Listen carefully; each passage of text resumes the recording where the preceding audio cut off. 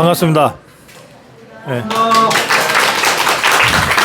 오늘 저 1박 2일 일정은 원래 우리 고성범 본부장이 지난주에 저를 워낙 혹독하게 이 일정을 소화시키는 바람에 다들 뭐 굉장히 막 걱정들 많이 하셨어요. 야, 저렇게 돌려도 되나 그러고 고성범 본부장한테 뭐 항의도 많이 하시고 그랬던 것 같아요. 그래서 이번 주는 일정 없이 그냥 노는 일정을 잡겠다고 했는데 막상 와서 보니까 참 좋네요. 물론 제가 깜빡 속아가지고 저는 토암산 정상의 그 석굴암 주차장에서 석굴암까지 가는 아주 좋은 산책로로 가는 줄 알았더니 갑자기 산으로 끌고 가는 바람에 네, 그랬습니다만 너무 좋은 시간입니다. 내일은 제가 부산에 아침에는 기장 쪽에 그리고 오후에는 송도 쪽에 그리고 저녁에는 자갈치 쪽으로 가서 어시장들 둘러보고 그 부산 민심도 좀 살펴보고 그리고 하루 세 끼를 어쨌든 수산물 해산물로 먹방하면서 맛있는 거 먹고 그리고 좀 쉬면서 올라가려고 합니다. 여러분들하고 이렇게 아주 여유 있고 푸근한 시간을 갖다 보니까 갑자기 제가 또 뭐 이 정치판이 어쩌고 막 이런 얘기 하는 게 좀 그래서 오늘은 그냥 여러분들 말씀 좀 듣는 시간으로 제가 좀 하려고 그래요. 아까 우리 쭉 일정 소화하면서 두런두런 나눴던 말씀들 중에 우리 아미고 회원들한테 좀 전해줬으면 하는 대목들도 좀 있어서 제가 우선 몇 분 모시고 우리 아미고 회원들의 말씀을 전해드리는 시간을 제가 좀 진행하겠습니다. 또 제가 모시지 않더라도 할 말 있다 하시는 분들은 언제든지 손들어 주시면 좋겠어요. 지금 우리 정치에 굉장히 중요한 그 사건이 하나 있는데 그게 대법원장 교체입니다. 우리가 행정은 윤석열 정부 출범시켜서 바꿔놨는데 입법은 여전히 종북주사파들이 꽉 잡고 있잖아요. 그래 그거는 우리 내년 4월에 이제 어떻게든 처리할 거 아닙니까? 그런데 행정 입법 못지않게 중요한 게 사법이라는 거를 종북주사파 6년 동안에 우리가 아주 뼈저리게 느꼈어요. 특히 김명수가 대법원을 장악하고 우리 판사가 한 3,000명쯤 되거든요. 그중에 많아봤자 400~500명밖에 안 되는 종북주사파 판사들이 사법부의 요소를 장악해가지고 입법에서 아무리 뭘 하고 행정에서 아무리 뭘 하고 검사가 아무리 수사를 해도 이것들이 압수수색 영장 기각시키고 뭐 재판 지연하고 이런 식으로 사법농단을 하는 바람에 그것 때문에 우리가 참 고생하고 있습니다. 그런데 이번에 대법원장이 바뀌잖아요. 그래서 이게 굉장히 중요한 사건인데 그런데 윤석열 대통령이 새 대법원장 후보로 지명한 이균용 후보자 이 사람 보니까 우선 제가 전혀 모르는 사람이고 천상 판사더라고요. 그래서 다들 궁금해하면서도 뭐 정보가 없어서 진짜 좋은 사람일까? 좋은 사람이겠지. 그래도 윤석열 대통령이 추천했는데 그런 막연한 믿음을 갖고 지금 지켜보고 있습니다. 그런데 마침 오늘 우리 부산 산악회 출범식을 함께 하신 우리 아미고 회원들 중에 그 이균영 후보자 그 고향이 경남 함안이죠. 그 함안 분들이 몇 분 오셨어요. 그래서 이분들 모시면은 이균영 대법원장 후보자에 대해서 좀 말씀을 들을 수 있지 않을까. 제가 그리 생각이 들었어요. 어느 분이 말씀 좀 해주실래요? 좀 나와서 어느 분이 나오시겠습니까? 이 경상남도 함안입니다. 함안 밀양 옆에 함안. 예, 저 박수로 맞이해 주십시오. 이쪽으로 와주세요. 자기 소개부터 짧게 간단하게 해주세요. 저는 지금 부산 아미고 회원 강석근이라고 합니다. 네. 무슨 일 하세요? 지금 법무사입니다. 현직 법무사고 하는 일은 울산지방법원에서 민사 소액 사건 전담 조정위원으로 일하고 있습니다. 조정 재판 가기 전에. 예. 야 이거 사건 보니까 재판 하다가 조정으로 위임한 사건도 조정하기도 하고 재판 전에 또 위험한 사건을 조정하기도 하고. 그래요. 그렇습니다. 조정을 양쪽이 받아들이면 재판 없이 끝나는 거죠. 예, 바로 예. 제가 조정함으로써 바로 끝납니다. 예, 그 일 하시는 분인데 고향이 하만이시라고요? 예, 맞습니다. 그러니까 또 크게 보면 같은 법조에서 계시는 거네. 예. 그리고 이번에 임명 추천받은 이균영 후보자. 이균영 후보자님은 제가 또 아는 법무사님들을 통해 들어봤을 때 네. 그분을 모시고 옛날에 판사 계실 때 밑에 또 입회 참여 사무관으로 일하는 분들이 있었기 때문에 이야기를 들어보니까 굉장히 네. 아주 전형적인 법관이라는 이야기를 저는 들었습니다. 천상법관이다. 천상법관이다. 예. 원래 법관은 이게 판결문으로 말한다 그러잖아요. 예. 그래서 사건과 관련해서는 바깥에서는 일체 얘기를 안 하는 걸로 그게 뭐 마치 그 원칙처럼 돼 있는데 그 이균영 후보자도 그런 사람인가 봐요. 예. 아무리 그 사건을 봤을 때 자신의 감정을 그 사건의 사람을 봤을 때는 감정이 있다 하더라도 네. 오직 사건의 그 객관성을 법이 그 규정의 내에서 오직 판결로서만 해야 되는 예. 자기 감정이 섞이지 않고 그러니까 우리가 그 법관이 양심에 따라 판단한다고 하지만은 네. 그 양심이라는 것은 이념 따라 판단하는 것이 아니라 법의 그 규정에 내에서 판단해야 되는 그런 그러니까 예. 자리가 판사의 직임이라 생각합니다. 그 얼마 전에 그 이상한 판사 있었잖아요. 박병곤인가는 그런 따위들하고는 전혀 차원이 다르다. 예, 보통 그 벌금 500만 원 사건을 실형으로 선고하는 것은 거의 없다고 생각합니다. 예, 그래. 아주 이례적인 판결이라고 예. 저는 보고 있습니다. 그런데 이제 많은 분들이 이균영 후보자가 누군지를 모르니까 아주 원초적인 질문을 합니다. 그 사람은 자유우파 맞습니까? 그래요. 자유우파 아마 사법부 헌법을 공부하고 예. 우리나라 육법을 바르게 공부한 사람들은 네. 전형적인 자유와 민주주의를 기본으로 하는 그런 네. 원칙을 가지고 있는 분이라 생각합니다. 예. 그런 면에서 이균영 후보자도 대한민국 헌법 가치를 지켜나가는 예. 그런 그 원칙과 결기가 있는 분이다. 예. 예, 이런 말씀이십니다. 예. 지난번에 제가 이제 그 보도를 보니까 그 판결문 외에도 발언을 한 번 한 적이 있더라고요. 그게 언제냐면 김영수가 그 거짓말 하다가 들통났을 때 그때 이균영 후보자가 시샘말로 전문 용어로 쪽팔려 그러니까 부끄럽다고 얘기했던 적이 있는 것 같더라고요. 예. 예.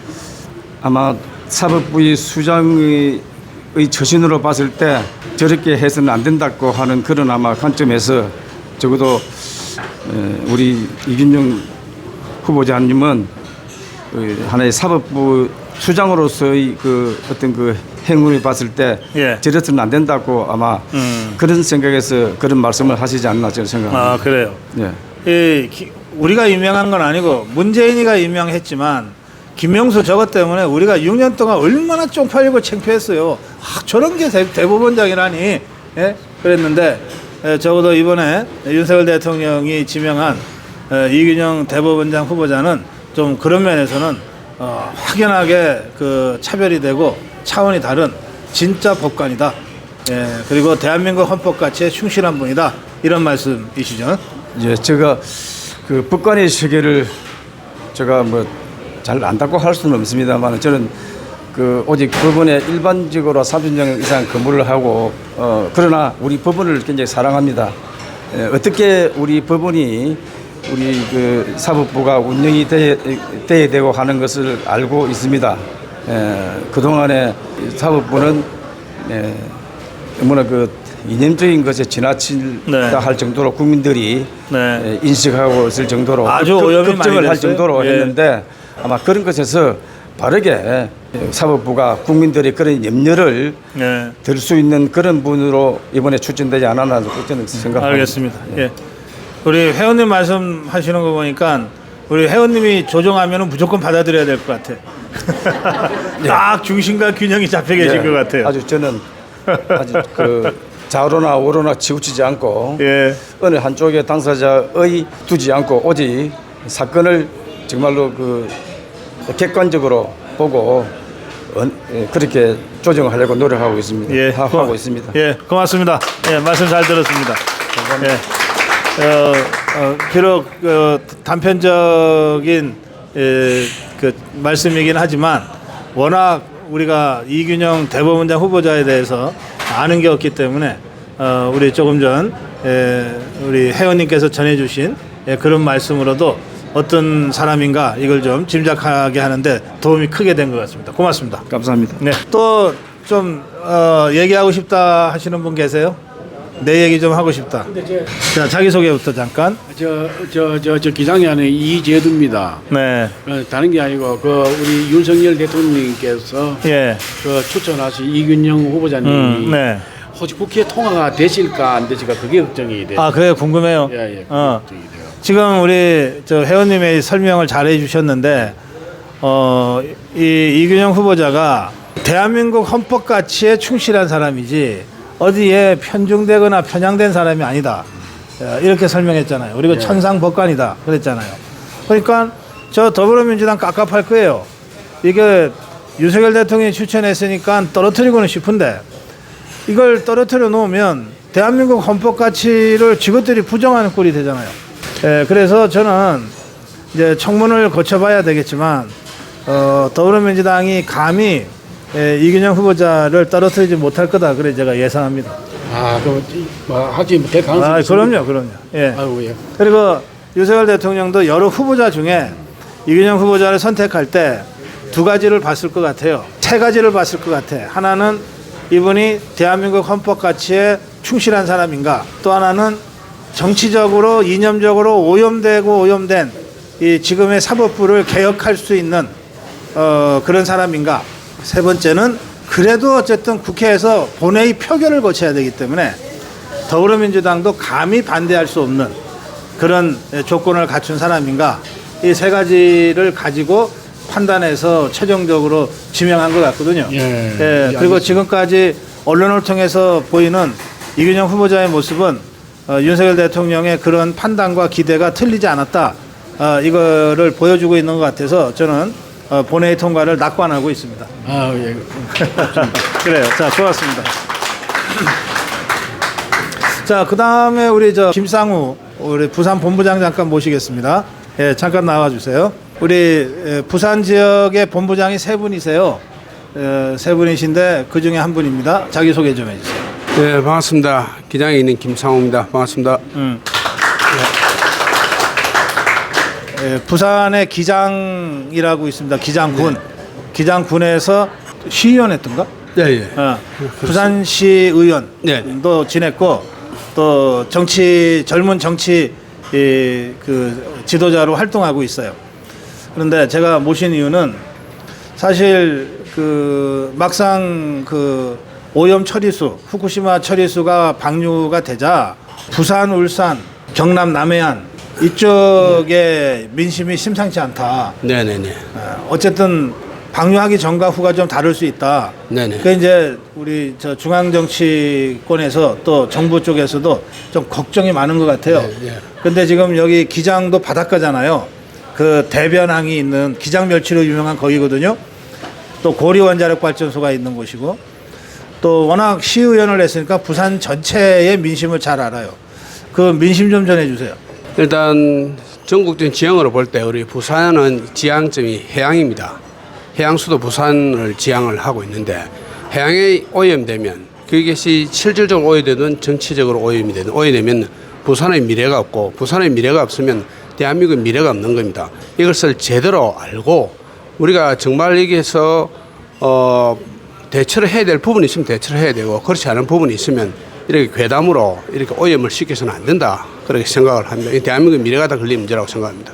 네, 그런데 네. 이제 저 더불어민주당은 지금 이재명의 사법 리스크를 어떻게든 모면하기 위한 정략적인 의도, 네. 그다음에 이걸 잘 끌고 가서 광우병 괴담처럼 이번에는 이것도 먹는 문제니까 이 후쿠시마 물고기 괴담으로 끌고 가서 총선에 악용하려고 하는 의도가 분명히 보이잖아요. 네, 그렇습니다. 그러니까 이재명이부터 전국에 막 촛불 들고 나온다 그러고 뭐 프레카드로 막 뒤덮어 놨어요. 근데 국민의힘이 여기에 적극적으로 맞서야 되잖아요. 여기 표정들 보세요. 국민의힘 얘기 나오자마자 막 인상들이야. 예? 이거 어떻게 봐야 돼요? 지금 국민의힘 소속이죠. 아닌가? 아닙니다. 저는 그렇구나. 지금 예. 이 상황 이 국민의힘은 지금 어떤 것 같아요? 제가 뭐 정치적인 발언은 지금 할 수가 없습니다. 제가 이제 후쿠시마 예. 처리수 관련돼서 간단한 기본 상식을 좀 말씀드리겠습니다. 예. 이 문제가 되고 있는 삼중수소는 일본이 가지고 있는 알포스라는 기계를 통해서도 걸러지지가 않습니다. 다른 방사능은 걸러지지만은 걸러지지 않고 이 또 삼중수소는 이렇게 정발돼 없어지는 겁니다. 없어지는 거고 그리고 저 후쿠시마 사고가 난 뒤로 지금 한 8년 정도 흘렀죠. 그때 사고 난 이후에 거의 대부분의 그 오염수가 다 바다로 방류가 된 상태입니다. 된 상태도 불구하고 8년이 지난 이 시점에 오염 12년이죠. 그렇죠. 12년 되고 난데 오염수로 인해서 문제가 일어났다는 보고서는 거의 없습니다. 또 한 가지는 뭔가 하면은 일본에서 쏟아내는 후쿠시마에서 나오는 삼중수소보다 더 많은 양이 어디서 나오느냐? 중국으로부터 나옵니다. 상하이 같으면 10배, 중국 전체가 한 50배 되는 오염수가 우리 서해안으로 쏟아지고 있습니다. 이거 당연히 우리나라 체크를 하고 있습니다. 하고 있음에도 불구하고 유의미한 숫자를 발견할 수가 없습니다. 그렇게 비교가 안 되는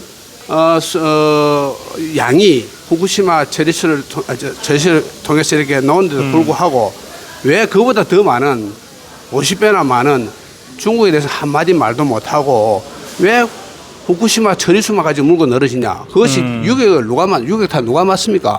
우리나라 어민이 받고 있습니다. 우리나라 국민이 받고 있습니다. 이런 문제가 하나 있고 두 번째는 무엇인가 하면 후쿠시마에서 지금 현재 나오는 그 처리수의 삼중수소 농도는 우리나라에서 보면 자연계에서도 이 삼중수소가 존재하거든요. 비라든지 눈으로 오는 삼중수소가 있습니다. 우리나라에 내리는 비나 눈에 포함된 삼중수소의 5분의 1에 불과합니다. 그리고 이것이 돌고 돌아서 우리나라의 해역에 도달할 때쯤이면 이것이 10만 분의 1로 줄어듭니다. 그러면 우리나라에 정말 삼중수소가 걱정이 된다면 우리나라에 눈이나 비 오는 거 못하게 막아야죠.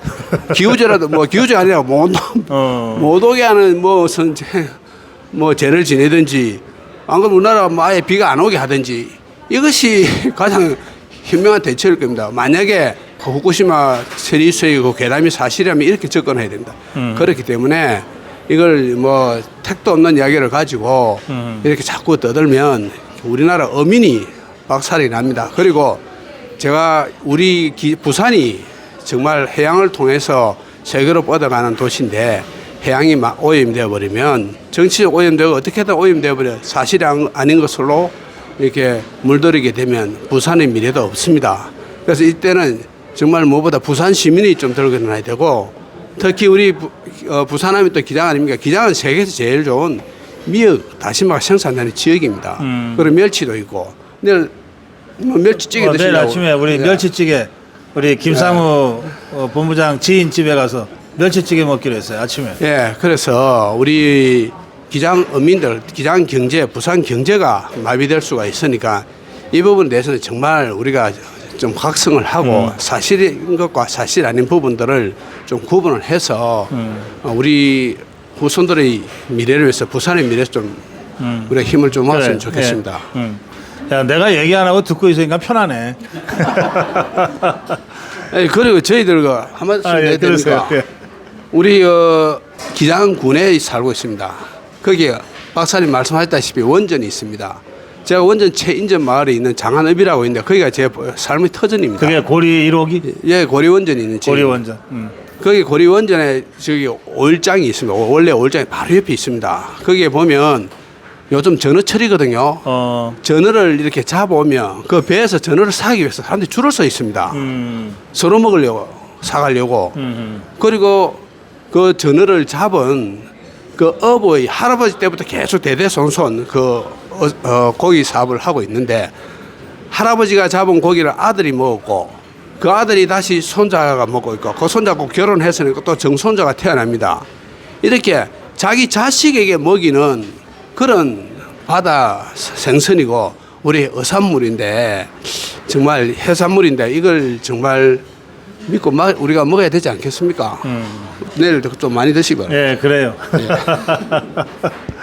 자, 우리 그 김상우 본부장하고는 원래 내일 부산 투어를 같이 하려고 그랬는데 일정 조정이 잘 안 돼서 일단 오늘 이 정도만 부산 민심에 대해서 이 정도만 미리 전해 듣고 저희들 기장은 이제 저희들끼리 가려고 합니다. 자, 말씀 잘 들었어요? 네, 고맙습니다. 감사합니다. 예. 다음으로 제가 아주 특별한 분 모시겠는데요. 여기 경주에서 활동하시는데 우리 아미고 전국 아미고의 고문으로 계십니다. 고문으로 계신데 이분이 시각 장애를 갖고 계세요. 그런데 사업은 부동산 사업을 하세요.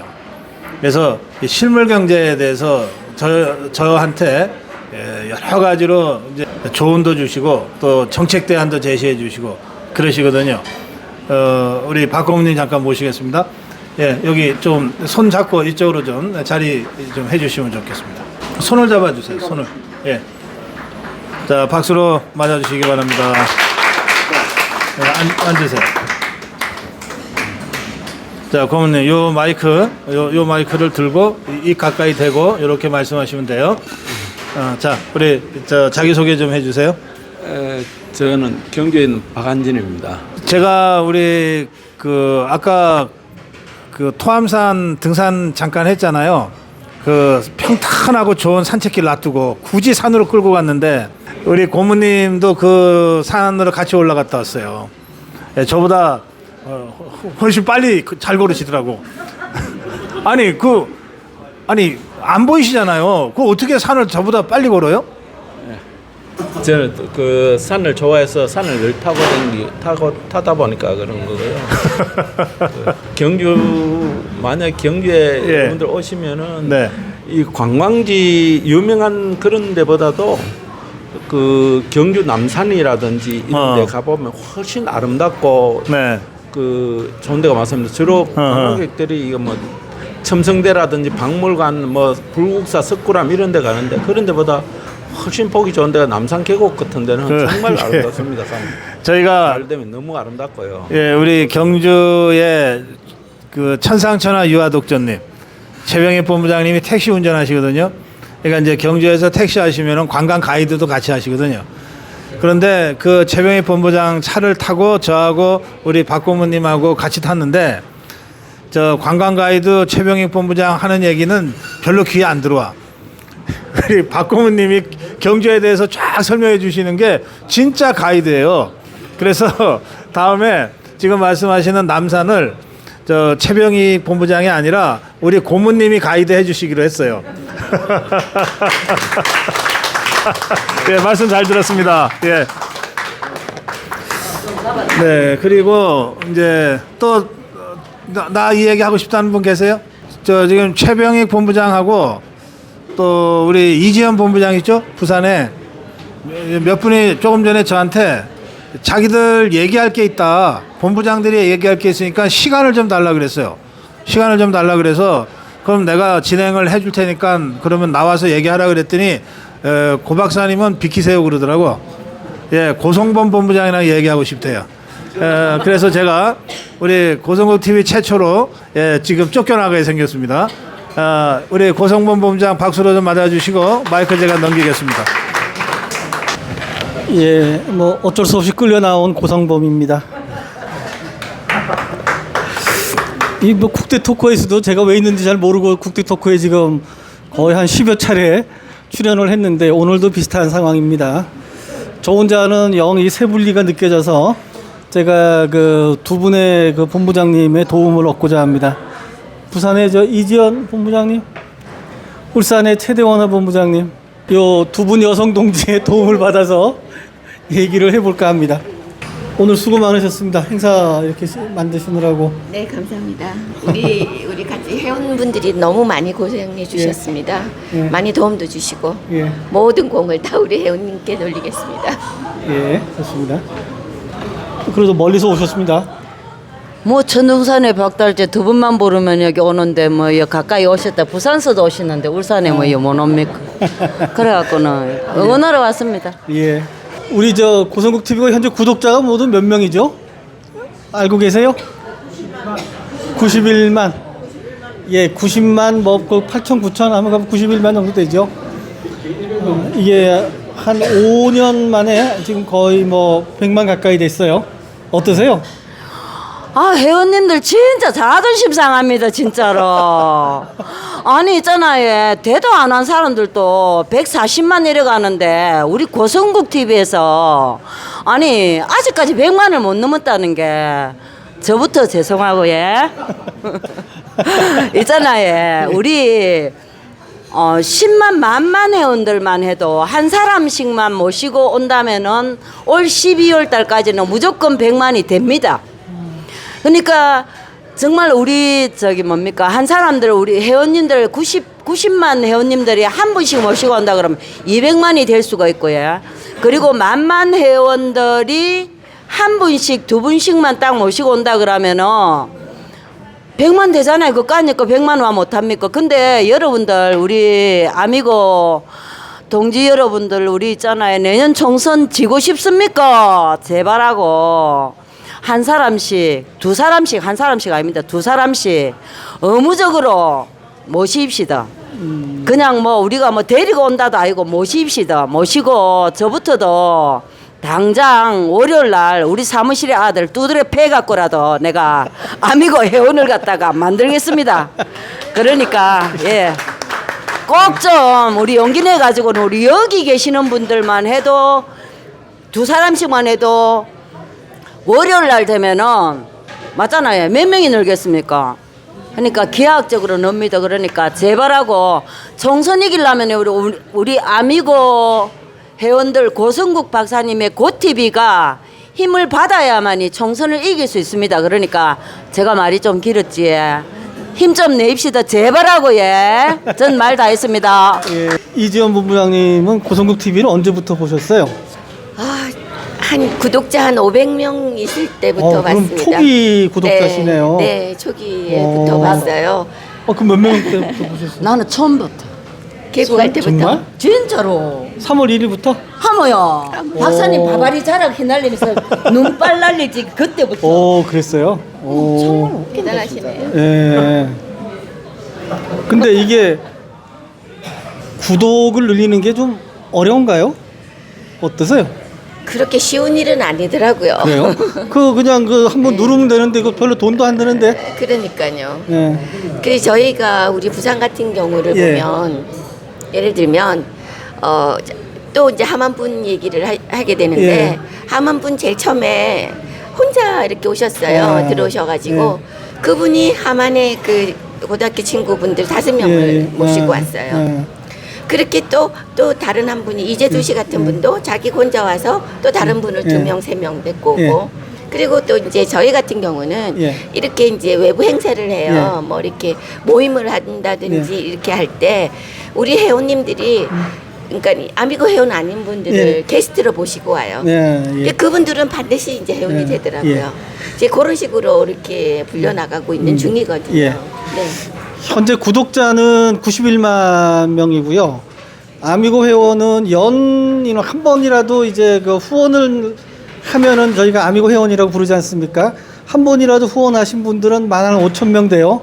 그 상시적으로 후원을 하고 계신 분들은 한 7,000명, 8,000명 선이에요.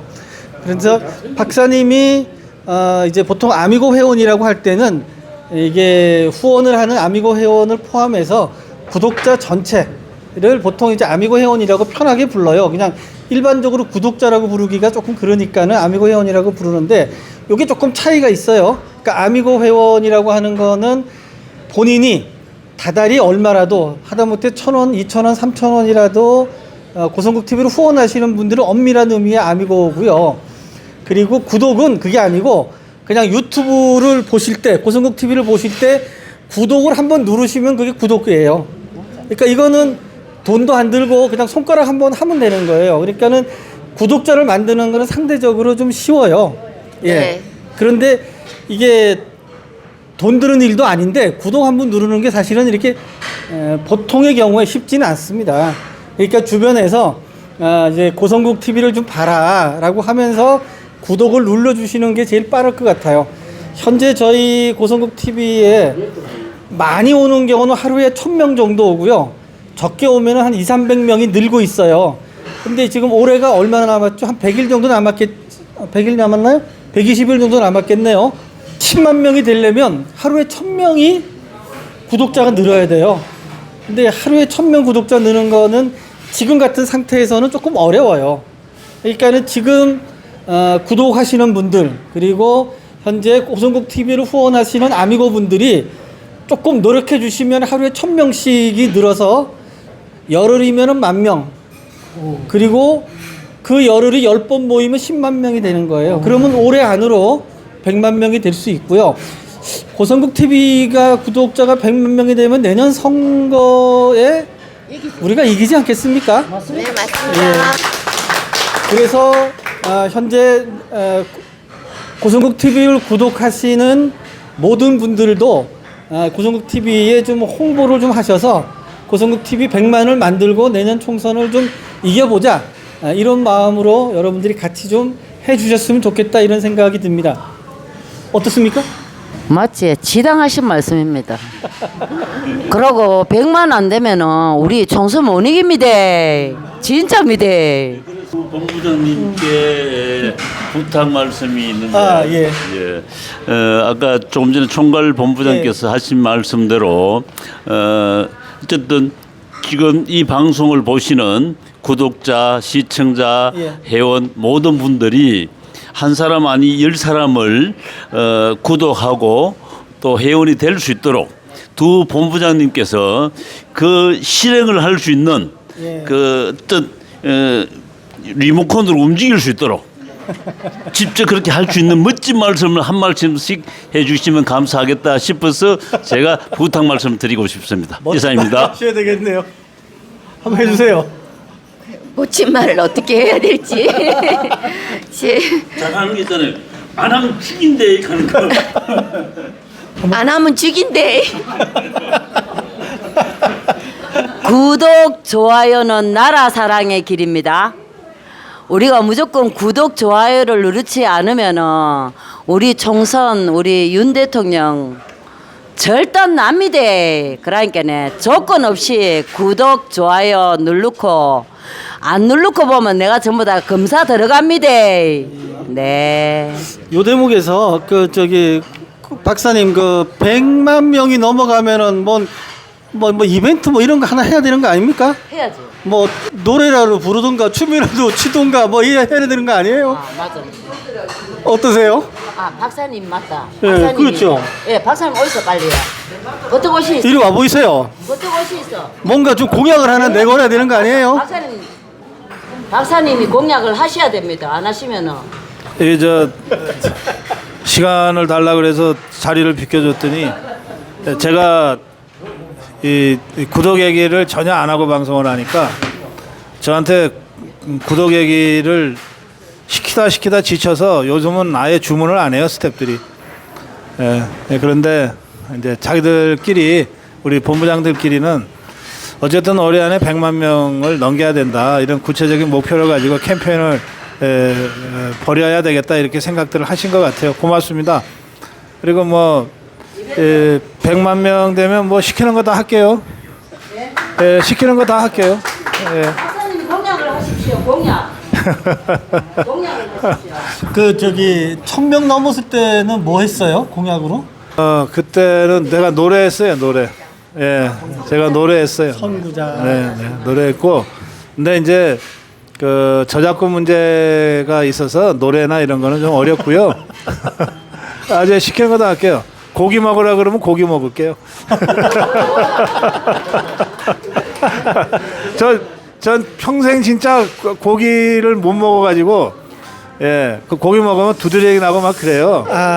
그러면은 이거를 시청자와 함께 시간에 좀 공모를 해서 제일 많은 의견으로 한번 좀 그 미션을 주는 걸로 100만 명 달성 미션, 그걸 한번 해보죠. 뭐든지 여러분들이 주문하시면 할게요. 네. 그러시고요. 예, 저기 아까 우리 최병익 본부장 뭐 저 발언할 기회를 달라 그러셨는데 뭐 하실 거예요? 예, 잠깐 나오세요. 예, 네, 자기 소개하시고. 안녕하십니까. 경북 남부아미고 본부장 최병익입니다. 그리고 얼마 전에 새로 단체를 하나 만들었는데요. 그 최우수상이라고 제가 상임 대표입니다. 최우수상은 약자인데요. 최고의 우리 수산물을 상차림하는 사람들의 모임이라고 하나 제가 만들었습니다. 그 최우수상 상임 대표로 있고요. 그 오늘 제가 여기 부산 아미고 등산 그 발대식을 한다 그래서 엄청 바쁜데 주말에 제가 같이 이렇게 좀 축하해 주고 들어왔는데요. 그 아침에 제가 그 고성국 박사님의 그 판을 보면서 꼭 이 말을 좀 해야 되겠다 싶어서 맺힌 게 많이 있어서 그렇습니다. 그래서 그 역사나 정치, 역사 뭐 이념을 정치화로 이제 좀 이렇게 본격적으로 이제 대두를 하셔갖고 이슈를 던지셨는데 저도 뭐 100% 공감하고요. 최근에 뭐 정율상 내가 봤을 때 듣도 보도 족보도 없는 것 우리 대한민국 역사에 보면 족보도 없는 게 나와갖고 뭐 기념관하고 뭐 그게 정율상로라고 있다는 것도 저도 이번에 처음 알았는데 뭐 거의 잠을 못 잘 정도로 화도 나고 그래서 제가 경주에다가 제 사비로 그 일본 천황 그 기념관 하나 만들려고 합니다. 목적은 하나입니다. 일본 관광객 유치해서 돈 좀 벌어보려고 하는데 그 반대하는 사람이 있겠습니까? 이게 제가 일본 천황 기념관 만드는데 반대하는 사람이 있습니까? 정율상도 그거 돈 벌려고 만드는 거 아닙니까? 빠져도 상관없습니다. 그래서 이번에 내가 사비를 들어서 하나 만들려고 합니다. 그 강기정이한테 질문을 하세요. 당신은 정일성이라는 공산주의자 공원 만들어서 중국인 관광객 유치하겠다고 그러는데 그러면 관광객 유치를 위해서라면 일본 천안 공원 만들어도 되는 거냐? 네 찬성할 거냐? 이렇게 질문을 해야지. 분명히 반대하겠죠. 반대할 것 뻔히 알지만 저는 해야 되겠습니다. 조만한 오두막이라도 지어놓고 일장기 걸어놓고 일본 관광객 한번 제가 해볼 겁니다. 도대체 그 샴푸의 요정이라는 사람이 어떻게 나올지도 궁금하고 그 한번 지켜볼 계획입니다. 제가. 그래요. 뭐 어쨌든 제가 꼭 정율상에 대해서 속에 있는 이야기를 한번 하고 싶어서 불쑥 나왔습니다. 그래. 어쨌든 뭐 이렇게 경주까지 오셔갖고 너무 고맙고요. 예. 앞으로 뭐 하여튼 세상의 중심이 될 때까지 아미고 함께하겠습니다. 감사합니다. 고맙습니다. 예. 이 정율성 사건, 정율성 사태에 대해서 우리 정말 대한민국 국민들이라면 누구나 다 지금 이제 분노하고 있어요. 그래서 정말 반어법적으로 반어적 표현으로 저런 말씀까지 하셨는데 강기정이가 대답해야 될 겁니다. 우리 저 대마도에서 활동하시는 우리 아미고 회원이세요. 예. 네. 두 본부장님께서 하신 말씀에 제가 한 말씀 더 보태고 싶어서 예, 제가 자리에 앉았습니다. 본부장님께서 하신 말씀이고 저는 회원으로서 한 말씀 드리고 싶습니다. 일본 대마도에 살고 있는 김진호라고 합니다.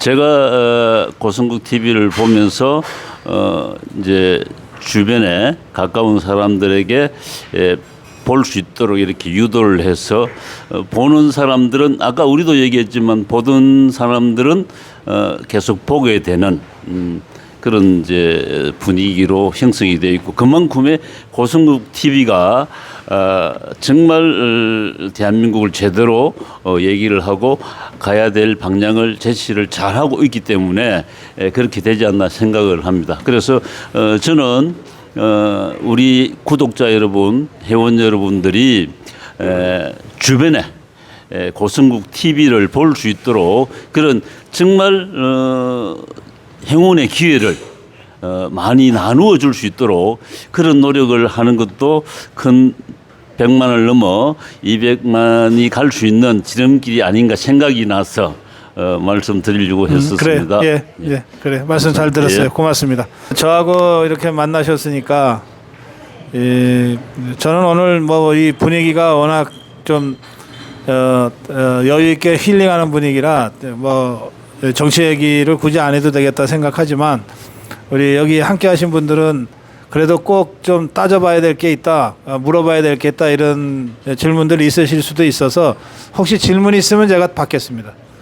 어떤 질문이든 질문해 주시면 제가 답변해 드리는 걸로 오늘 자리 마무리하겠습니다. 네, 반갑습니다. 저는 이현진입니다. 지금 박사님 오늘 너무 분위기가 좋으시고 경주에 또 오랜만에 와서 너무 감사드립니다. 마지막 질문 드리고 싶은 부분은 지금 내년 총선 대비해서 김무성, 이준석, 그다음에 유승민 이 세 사람에 대해서 너무나 스트레스를 많이 받거든요. 이 부분에 대해서 어떻게 지금 국민의힘에서 처리를 할 것인지 그것이 매우 궁금하고 지금 박근혜 전 대통령에 대해서 모욕적인 발언을 마구 하고 있는데 이 부분이 계속 앞으로 갈수록 더 심화될 거라고 생각되거든요.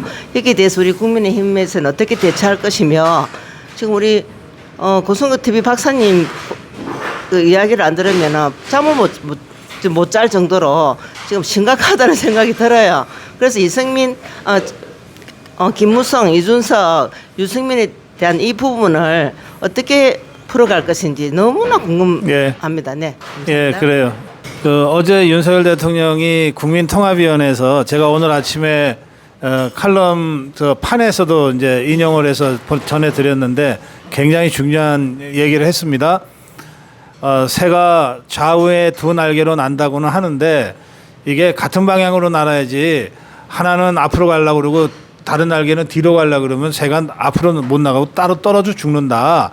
그러니까 방향이 같아야 뭐 좌우도 있다 이런 말씀을 하셨는데 이게 이제 우리 자유파와 진보 세력에 대한 얘기이기도 하고 또 한편으로는 우리 자유파 진영 내에 좀 이게 강성 자유파와 온건 자유파의 관계이기도 한 거예요.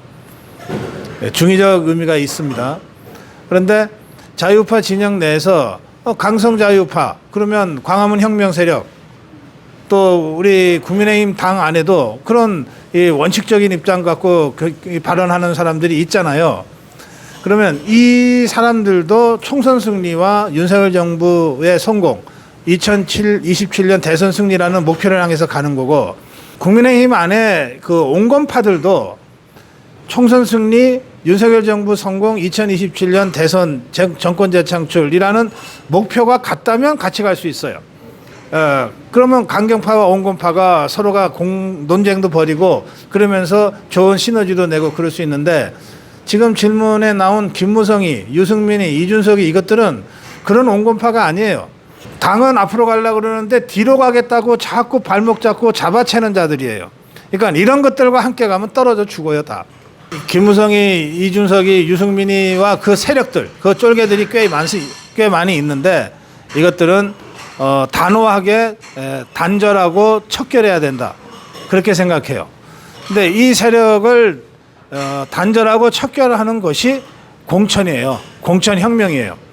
이게 공천혁명이라는 게 아무 기준 없이 현역 의원들을 무조건 다 자르는 게 아닙니다.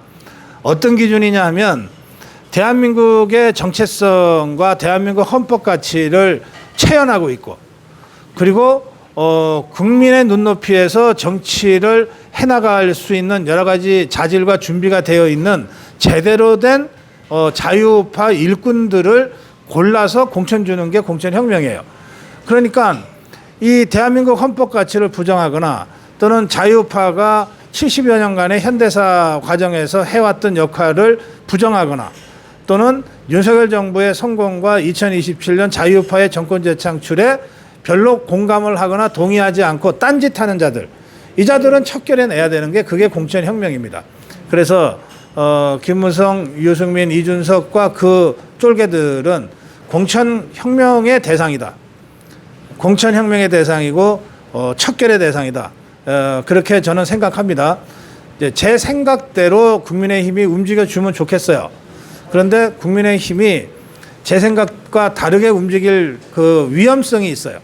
그거 다 걱정하시잖아요. 그래서 국민의힘이 딴짓 못하도록 바깥에서 계속해서 압력을 우리가 조직하고 가해야 됩니다. 압력을 가해야 돼요. 그리고 제가 윤석열 대통령의 발언이 중의적인 의미가 있다. 이게 좌파들에 대한 얘기이기도 하지만 우리 자유파 진영인 것 같으면서도 딴짓하고 있는 자들에 대한 경고이기도 하다. 저는 대통령의 뜻을 집권당이니까 충실히 받들어야 되거든요. 그러니까 국민의힘의 지도부도 윤석열 대통령의 그런 고민을 깊이 천착해서 그것을 행동으로 옮길 수 있는 그런 지도부로 재편이 필요하다. 그리고 공천관리위원회 구성도 바로 그런 공천혁명을 단행할 수 있는 사람들로 공천관리위원회가 구성돼야 된다. 그걸 하기 위해서 우리가 좀 힘을 모아서 함께 노력해 나가기를 바랍니다. 네. 저 월남 참전 전후에 함께하는 그 박홍식입니다. 제가 항상 이제 언론을 보면서 걱정하는 것은 너무 윤석열 대통령이 하는 일에 대한 평가가 우리 우파 유튜버들까지도 너무 박하더라. 아예 공식적으로 윤석열 대통령 잘한다, 뭐 30 몇 프로, 못한다고 50 몇 프로 이래 나올 때는 막 허패가 뒤비져가지고 과연 이렇게 해야 되나? 이 언론에 끌리가는 이 우리 우파 유튜버들까지도 윤석열 대통령에 대한 외교나 뭐나 이런 걸 보면은 적어도 60% 70% 이래 돼야 된다고 보고 길거리 조사해보면 거기 나오거든요. 길거리 제가 잘한다 못한다 붙여보면 거기는데 거기에 대한 거기 너무 짜게 하는데도 우리 우파 유튜버들이 아예 윤석열 대통령에 대한 그 30 몇 프로 그걸 공식적으로 받아들이는 데 대한 화가 나서 우리 박사님께 한번 그래요. 알겠습니다. 예. 예. 네. 저희들이 이제 그 좌편향 여론조사를 못 믿은 지가 벌써 몇 년이잖아요. 그래서 저희 고성호 TV가 이제 자체적으로 한 달에 한 번씩 여론조사를 하고 있습니다. 그 여론조사를 보면 지난 석 달 동안 윤석열 대통령 지지율은 40%대를 유지하고 있어요. 그래서 저는 저희가 진행하는 저희 조사는 저희가 조사하니까 알잖아요. 저희는 일체 숫자 같은데 손대지 않습니다. 이른바 마사지 하지 않아요. 그리고 퀘스천에요. 질문항도 유도성 질문항이 전혀 없습니다. 아주 객관적으로 조사를 하거든요. 그래서 지금 저희 조사에서 기록되는 윤석열 대통령 지지율 40%대가 아마 가장 현실을 잘 반영하는 것일 거다 이렇게 생각합니다. 그다음에 이제 다른 자유파 진영이라고 하면서 자꾸 대통령한테 트집 잡고 시비 걸고 이런 이제 이 유튜브들에 대한 불편함을 말씀하셨는데 저는 그게 한 세 가지 이유가 있다고 생각합니다. 첫째, 대통령이 무슨 생각을 하는지를 제대로 읽어내지 못하는 것 같아요. 그런데 이거는 유튜브들만 그런 게 아닙니다. 솔직한 제 심정을 말씀드리면 비서실장 이하 대통령실의 수석 비서들도 대통령이 뭔 얘기를 하면 이게 무슨 뜻인지를 정확하게 이해하는 사람들이 별로 없는 것 같아요. 예를 들어서 제가 새는 좌우의 날개로 난다. 그러면서 제가 중의적 표현이다. 두 가지 의미가 같이 있다고 말씀드렸는데 이런 식의 해설 어디서 들어보셨습니까? 그러니까 대통령이 뭔 얘기를 하면 이 대통령 정치는 말로 하는 거잖아요. 말로 하는 거니까 메시지가 있는 메시지로 하는 거거든요. 정치는. 그러면 대통령이 뭐라고 말을 하면 이게 그냥 나오는 말이 아니라고요. 윤석열이라는 사람이 국가 최고 통치자로서 모든 것들을 다 종합적으로 감안하고 판단해서 또 이 대통령만이 갖고 있는 수많은 고급 정보들을 다 압축해서 정리해서 이 시점에 이 말이 필요해라고 하는 거거든. 그럼 이거를 해석을 해줄 수 있어야 돼. 우선 자기들이 이걸 알아들어야 돼. 알아들어야 뭐 해설을 해줄 거 아니에요. 그거 제가 보기에 한 1년 반 지켜봤더니 비서실장 이하 수석들이 대통령 말 제대로 이해하는 사람들이 거의 없어요. 또 총리 이하 장관들도 대통령 말 이해하는 사람들이 별로 없어. 그저 두어 명 있는 것 같아. 당은 더해. 예, 김기현 대표를 비롯한 당 지도부가 대통령이 뭐라고 얘기하면 이게 무슨 뜻인지를 몰라. 그래서 이들도 그런데 대통령을 가까이서 모신다는 이들도 그런데 대통령 평생 만난 적도 없고 뭐 한두 번 만난 적은 있을지 몰라도 거의 직접 소통이 어려운 이 자유파 유튜브들이 이걸 다 이런 식으로 올바르게 해석해 주는 걸 기대하는 것 자체가 이게 좀 우리 입장에서는 좀 지나친 기대다 이렇게 생각해요. 그러니까 실제로 잘 모를 수 있다. 대통령이 말을 길게 하고 설명조로 하는 거는 메시지가 아니거든요. 대통령은 그야말로 압축적으로 꼭 필요한 메시지를 던지면 그 밑에 비서들이 그걸 열심히 설명을 해줘야 돼. 아니, 대통령 대변인실이라고 하는 게 그런 거 하라고 있는 거 아니에요. 대통령 홍보수석실이라는 게 그런 거 하라고 있는 거거든. 또 대통령의 메시지가 떨어지면 그걸 제일 민감하게 받아들이고 해석하고 그걸 정치적으로 재해석하고 하는 것이 당이란 말이에요. 이런 것들이 제대로 가동되지 않는데 지금 우리 회원님처럼 자유파 유튜브들만 막 이렇게 야단치고 그러는 거는 그 자유파 유튜브들이 좀 억울해 할 거예요. 이제 그런 점이 하나 있고, 그다음에 두 번째는 왜 그 튀려면은 적장과 싸우란 말이 있잖아요. 이 저 양아치들도 편싸움할 때 보면 지가 튀고 싶으면 저쪽에 대장하고 싸우거든. 그러니까 튀고 싶은 자들은 대통령을 시비를 걸게 돼 있어요. 대통령 밑에 수석하고 시비를 걸거나 뭐 장관하고 시비 걸어서는 지가 존재감이 잘 부각이 안 돼. 자기가 이 자기 주제가 어떤지와 상관없이 일단 대통령한테 시비를 걸면 사람들이 그래도 한두 번이라도 짜증나서라도 거론을 하게 된단 말이에요. 노이즈 마케팅이 그런 거예요. 그러니까 윤석열 대통령은 대통령이라는 그 지위 때문에 이쪽이나 저쪽이나 노이즈 마케팅 하는 사람들에게는 가장 좋은 소재예요. 그러니까 자꾸 별것도 아닌 걸로 트집 잡거나 아니면 엉뚱하게 뭐 문제를 제기하거나 그런 식으로 해서 노이즈 마케팅 해먹고 마는 거예요. 마치 먹튀하듯이. 그런 두 번째 부분에 있어서 그거는 저는 굉장히 그런 상황 모습들을 보면 불쾌한데, 근데 그것도 그들의 생존 수단이다, 생존 방법이다, 그런 생각이 들어요. 그래서 그건 크게 우리가 개의할 일이 아니에요. 세 번째가 이제 진짜 중요해요. 세 번째는 뭐냐? 빤히 알면서 의식적으로 공격하는 거예요. 이게 자유파라도 같은 자유파가 아닌 거예요. 지금 여러분들 지상파 종편에 나오는 패널들 중에 기계적으로 우리 여권 쪽 한 사람, 그다음에 저쪽에 좌파 쪽 한 사람 앉혀놓으면 이게 더해. 저쪽에 야당 쪽이라고 나온 자가 뭐 이렇게 대통령 공격하고 하는 거는 뭐 그거 하려고 나왔으니까 하는데 우리 편인 줄 알고 봤는데 이게 한술 더 뜨는 경우들이 많아요. 예, 진짜 얄밉거든. 그러면 이런 자들은 아예 계산법이 다른 거예요. 마치 우리 진영의 날개인 것처럼 위장하고 있을 뿐이지 실제로는 뒤로 가겠다고 방향 자체를 180도 거꾸로 잡고 지금 날고 있는 자들이거든. 그러니까 이런 자들은 척결의 대상입니다. 척결해야 돼요. 그런데 이 방송에서 이 패널 선정을 하는 것은 방송사의 편집권에 해당되기 때문에 함부로 이래라 저래라 하기가 어려워요. 그렇지만 이를테면은 그 올바른 그 원칙을 가지고 보수 한 명, 진보 한 명, 또는 뭐 우리 자유파 한 명, 종북수사파 한 명, 1대1이라도 최소한 우리 쪽에 대표성 갖고 있는 자유우파 진영에 대표성 갖고 있는 사람들이 없는 게 아닌데 왜 대표성도 없는 사람을 너네 편의대로 이렇게 하느냐라고 지적은 할 수 있어요. 지적은 할 수 있거든요. 이제 그런 걸 하는 데가 방송통신심의위원회야. 줄여서 방심위. 그러니까 이번에 방심위도 바꿨어요. 방통위도 이동관으로 바꿨고 방심위원장도 바꿨어요. 그래서 방심위가 앞으로 이런 역할들을 컨텐츠 차원에서 검증해가는 역할을 앞으로 하게 될 겁니다. 그런 방식으로 이 문제를 대처하는 수밖에 없다. 조금 답답하시지만 조금 시간이 더 걸리니까 좀 참고 기다리자. 그렇게 말씀드릴게요.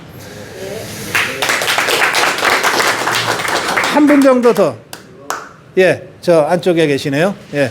저는 부산 건중구에 사는 안창호입니다. 평소에 제가 이제 뭐 여론이라든지 뭐 여럿이 모여서 이야기 들어보면은 지금 현재 문재인 대통령이나 또 이재명 대표나 이 좀 좌파의 좀 수혜들을 갖다가 빨리 어떻게 좀 조치를 하면은 우리 뭐 여론이라든지 그렇지 또 뭐야 머리 숫자가 많은 그 민주당의 국회의원들 이런 일들이 조금 이래 분위기가 바뀌지 않겠나 싶은데 혹시 지금 뭐 허다히 뭐 문재인 구속하라 이재명 구속하라 사지만은 아직까지 뭐 언제 될지 모르겠거든요. 혹시 좌파들 그 수계들 갖다가 언제쯤 예, 알겠어요. 예.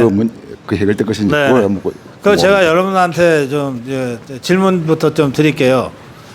내년 총선을 하는데 저 더불어민주당에서 이재명이가 당대표로 선거 치르는 게 우리한테 유리하겠어요? 아니면 이재명이 자르고 감옥에 보내고 뭐 아니면 지가 스스로 사퇴하고 지금까지 알려지지 않았던 이재명이보다 훨씬 더 깨끗하고 더 그 이미지도 좋은 사람이 당 대표나 비대위원장이 돼서 선거 치르는 게 우리한테 좋겠어요? 그렇지. 예, 다 그러시잖아. 그러니까 우리 마음 같아서는 저거 꼴 보기 싫은데 얼른 잡아놔야지 하지만 선거를 생각하면 이재명이가 저러고 있는 게 우리한테 더 좋은 거예요. 예? 그렇죠. 예. 왜냐하면 저 이재명이는 우선 새로운 사람이 아니기 때문에 이렇게 저쪽에서 좌파들이 푸닥거리 이벤트 하기가 불가능한 사람이에요. 그리고 이 사람은 내버려 두면 적어도 일주일에 한두 번은 검찰에 가든지 법원에 가든지 어쨌든 계속해서 끌려다니는 모습이 국민들한테 계속 노출되는 사람이에요. 그리고 또 검찰이 구속영장 청구를 할 때 회기가 열려 있잖아요. 이제 9월 1일부터. 그러면 저것들이 그것 때문에 이거 방탄을 할 수도 없고 안 할 수도 없고 아주 곤혹스러워지거든요. 그래서 표결에서 방탄을 하면 그것대로 국민적으로 비난을 받을 것이고 방탄을 안 하고 풀어주면 그러면 더불어민주당이 완전히 두 쪽이 나는 거거든요. 비명계와 친명계로. 그러니까 우리가 먼저 이거를 처리해 줄 필요가 없는 거예요. 예. 그래서 지금 이재명이가 그냥 당대표로 있는 거가 우리가 선거를 치르고 전략을 구사하는데 굉장히 좋아요. 저게 이재명이가 당대표로 있는 동안에는 더불어민주당은 정치개혁하겠다, 깨끗한 정치하겠다, 이건 말도 못 꺼내요. 그런데 이제 우리는 젊고 새롭고 유능한 젊은 정치 신인들을 대거 공천해가지고 또는 뭐 원희룡이, 한동훈이, 뭐 나경원이 이런 국민적인 이미지가 상대적으로 좋은 사람들을 전면에 내세워서 깨끗한 정치 대 더러운 정치 이런 식의 구도를 가지고 쫙 밀고 나가면 우리가 유리한 선거 구도를 만들어 갈 수 있거든요. 저건 이재명이가 있을 때는 하고 싶어도 그렇게 못하는 거예요. 그래서 제가 이제 그 좌파들을 오랫동안 관찰을 해왔잖아요. 종북 주사파들. 저것들도 이재명이로 선거 치르기 어렵다고 생각하면 지것들이 알아서 끊어내려고 할 거예요. 야, 너 좀 들어가 있어라. 너 좀 감옥에 들어가 있어라. 라든지 이렇게 하고 누군가 새로운 인물을 세우려고 할 건데 이재명의 입장에서는 그러면 팽당하는 거거든. 그냥 결사적으로 버티겠지. 예, 그러니까 우리가 치거나 우리가 감옥에 보내면 버틸 수가 없잖아. 법에 의해서 가는 거니까. 그런데 지그들끼리 싸움을 하면 이재명이도 버티거든. 그러면 분란은 더 커지는 거죠. 그래서 이런 경우에는 우리가 청소해 줄 필요가 없다. 지그들끼리 어떻게 하는지 던져놓고 지켜보는 것이 더 좋다. 그래서 우리 마음 같아서는 하루라도 빨리 집어넣고 싶지만 총선 끝난 다음에 집어넣어도 괜찮아요. 그 며칠 밖에 있냐 없냐의 문제니까 총선 끝나서 우리가 압도적인 승리를 한 다음에 딱 집어넣으면 이제 우리 입장에서는 이재명 용도 팩이니까. 예, 그래서 너무 조급하게 생각하지 마시라. 저는 올해 말 내년 초에는 검찰이 이재명이를 사법 처리할 거라고 예상을 하는데 굳이 그렇게 서두르지 않아도 될 것 같다. 서두를 필요가 없다. 또 저거 어쨌든 야당이니까 당대표가 감옥에 가는 순간 정치 탄압받았다고 판을 벌릴 거거든. 그러면 그것에 또 현혹되는 국민들이 있단 말이에요. 어쨌든 여당은 힘세고 야당은 좀 약하다 이렇게 생각하니까 저 국회의원 숫자가 아무리 많아도 봐라 야당 당대표까지 감옥에 넣지 않냐 이렇게 하면서 동정표를 모을 수도 있고 막 읍소하고 다닐 수도 있어 이것들이. 예, 그런 기회와 빌미를 줄 필요가 없다.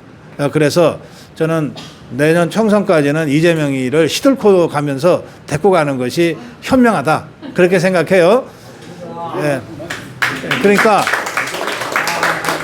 이거는 물론 제가 생각하는 거고 제 그림대로 검찰이 움직이는 건 아니에요. 검찰은 검찰의 논리가 있어. 그러니까 어떻게 하는가는 봐야 되겠습니다만 그렇게 너무 막 하루라도 빨리 집어넣어야지 막 이렇게 화풀이 하듯이 꼭 그렇게만 접근할 문제는 아니다. 그렇게만 말씀드릴게요. 자, 먼저 흥분하면 지는 거야. 싸움할 때 먼저 흥분하면 져요. 그러니까 흥분하면 안 돼. 화는 내도 돼. 우리가 싸움을 할 때 정당하게 분노해야 돼요. 정당하게 분노해야 되지만 흥분하면 안 돼요. 화를 낼 때도 냉정하게 화를 내야 돼. 그러니까 여러분들 이제 아미고 회원이면 상당한 정도의 정치의식과 전략적인 판단들을 다들 이제 갖고 계시는 분들이니까 정당하게 분노하되 흥분하지는 말자. 이 말씀을 제가 오늘 마무리 말씀으로 드릴게요. 고맙습니다.